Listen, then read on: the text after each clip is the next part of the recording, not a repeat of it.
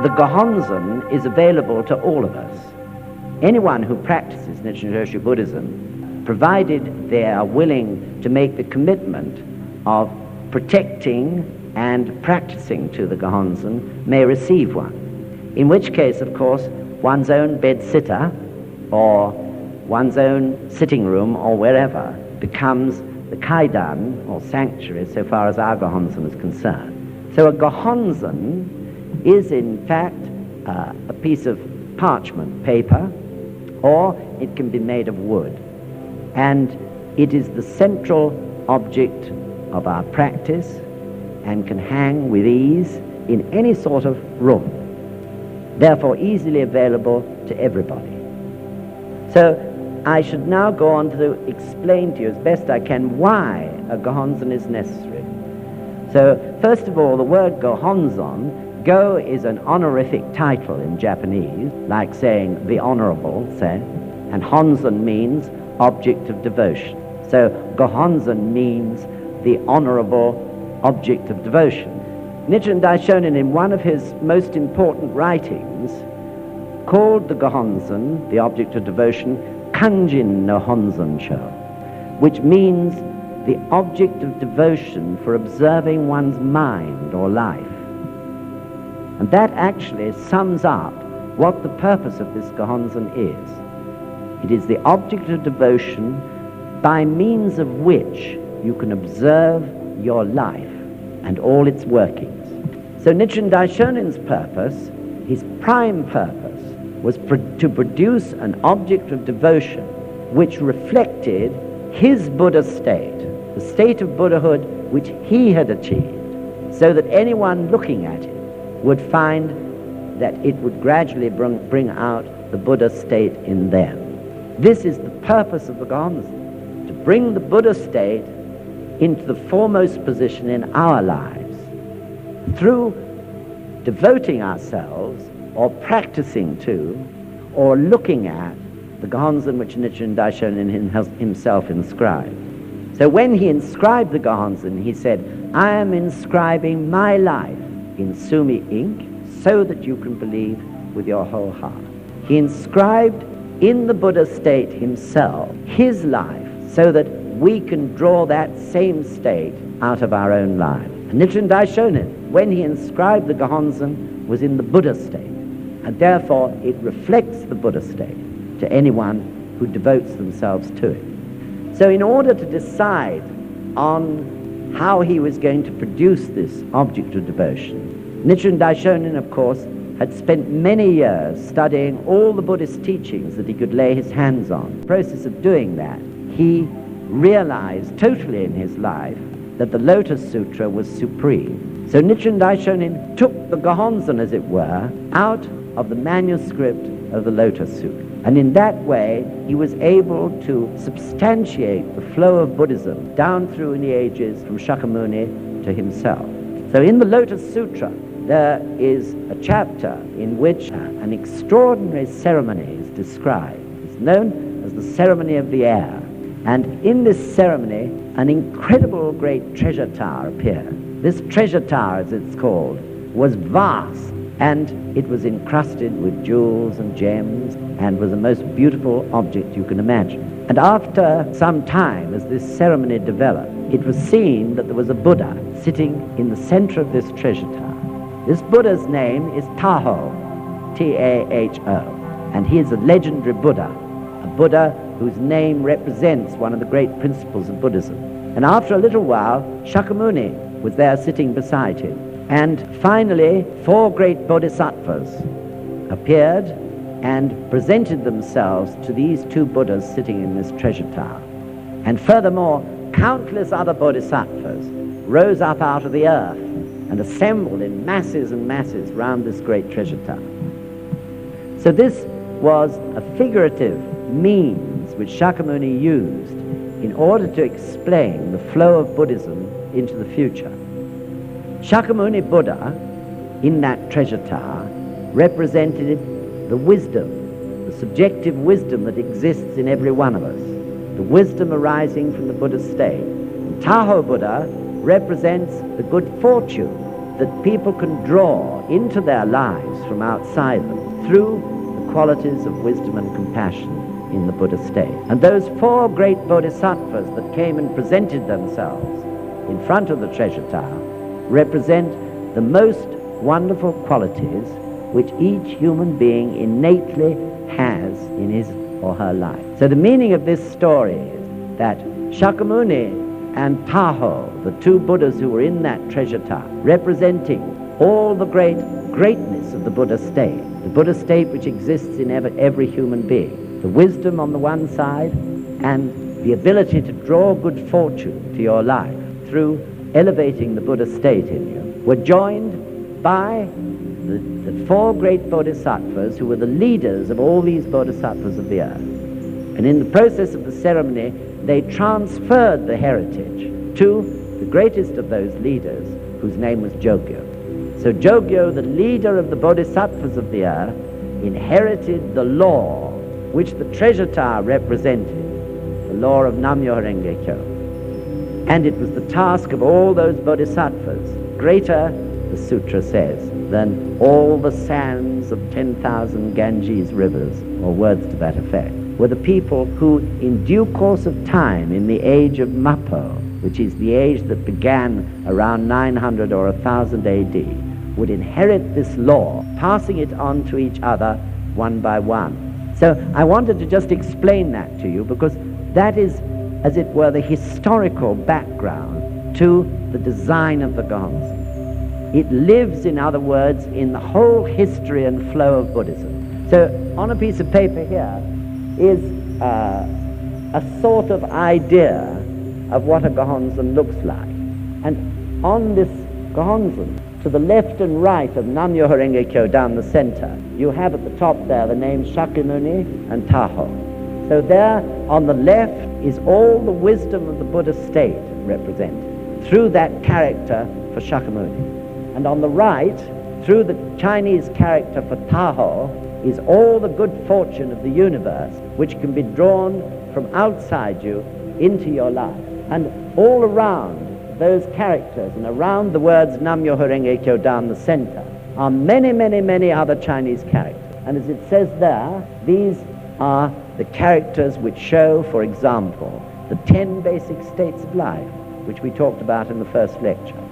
From hell at its worst to Buddhahood at its greatest. And also all the forces of the universe, the forces that affect our lives, either adversely or advantageously, depending upon whether we are following a positive and wise course in life or not.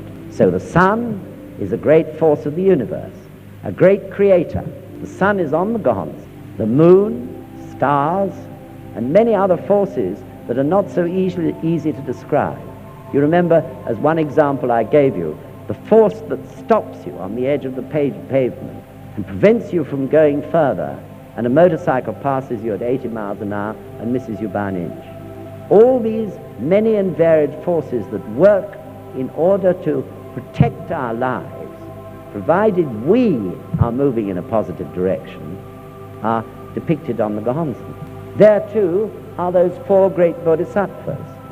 The four great bodhisattvas which represent life force and purity, justice, and compassion, putting it very briefly. The qualities that are so great in human life and which we all contain. The other characters include not only light, brightness, but also darkness. Devadatta, the cousin of Shakyamuni Buddha, who tried to kill him on several occasions and constantly frustrated Shakyamuni's plan, is on the Gohonzon. A female demon called Kishimojin, who had 10 daughters and a very devouring nature until she promised to work with the law and not against it, is also there. Devadatta lives in every one of us. Every one of us has that devilish instinct inside us. If we didn't have it, how could there be wars? Kishimojin also lives in us. Kishimojin, who, rather than see her babies starve, fed them with other people's children. We all have such an instinct in us. Even though it's not in charge of us, it's there. Sometimes it can appear, that possessive, strongly possessive, jealous nature. So the Gohonzon as Nichiren Daishonin said, described his life as a human being. His life, which he was perfectly well aware, contained good and bad, darkness and light, shadows and brightness. He wanted to give an object of devotion to which everyone could relate. Whether at the moment they got down in front of it, they were in the world of hell or anger or rapture. He didn't want to produce an object of devotion that someone would only find himself bowing with shame to, in guilt and misery, asking for forgiveness. He wanted to produce an object of devotion which, even though one might feel miserable and ashamed, you could practice to and realize that you were nothing unusual, that the devilish worlds and states that exist in oneself also exist in your neighbors and in everybody else around you. And, most important of all, in the Buddha, who is also a human being. So this is an extraordinary thing, and it's extremely difficult to understand. But the fact is that it works. Not one of us who've practiced would go on practicing unless we constantly got actual proof that it works. So you may say, hold on a moment, I'm chanting Nam-Myoho-Renge-Kyo without a Gohonzon, and I'm getting benefits. And that's perfectly right and reasonable. You might also say, therefore, why must I have a Gohonzon? If I'm getting benefits, isn't that good enough? But the answer to that is, yes, you do need a Gohonzon. Not because I'm saying so, but because the Buddha, in all his wisdom, said we need the Gohonzon. Because although it's true, through propelling your prayers, your determinations in your desires, out from your life and also back into your life through chanting Nam-Myoho-Renge-Kyo, and through that activation of your Buddha state, combined with your prayers, the Buddha state in your environment will reflect itself, and therefore benefit will begin to come to you. You can't actually make full use of those benefits unless you practice to the Gohonzon. And the reason for that is that you can't change your karma without the Gohonzon. So if you think back on all I've said so far, probably you can see the reason for that. As I said earlier, Nichiren Daishonin inscribed the Gohonzon, and he called it Kanjin no Honzon, the object of devotion for observing one's life. It's only through seeing the gaps and differences between your state of life now and what you know more and more that Gohonzon represents that you discover your unhappy karma. Kanjin no Honzon, the object of devotion for observing your life. On the Gohonzon which you have is life in the Buddha state. By observing your own life, you'll see the differences between the two. The more you go on with that practice, and I'm sure you'll agree with me, once you know your enemy, i.e., what unhappy karma lies in your life, then you can set about overcoming that enemy and changing your life. And of course, Buddhism is so rounded that it gives you a practice which provides you with the strength to be able to do that. So the Gohonzon, as I hope you're now understanding, is vital to one's practice. To change one's karma so that you can reap to the full the good fortune of the benefits that come into your life. Otherwise, those benefits will be wasted. If you do an incredible amount of chanting and you get great benefit and all the things that you wanted happen and your family comes happy and everything, that's no good if you're going to die tomorrow, is it? You have to change that unhappy aspect of the karma and live the whole of your natural lifespan in order to make full use of the benefit. Nam-Myoho-Renge-Kyo is the law of the universe, the creative force that produces all the myriad marvelous things that you can see around you. It's in the very nature of that law to require fullness of life. Life has a purpose from beginning to end. The purpose of that law is to create beautiful, wonderful things which will live a whole lifespan, which is the correct lifespan in the rhythm of that universe, in which to achieve the purpose of that particular phenomenon. And that includes a human being. Why should we be so arrogant as to think it doesn't? We have a natural lifespan which we should live, and not only live it, but live it to the full. Then every single one of us can achieve our true purpose in life. If we have our life shortened through accident or sickness, or even loneliness or sadness, we are failing to fulfill our purpose.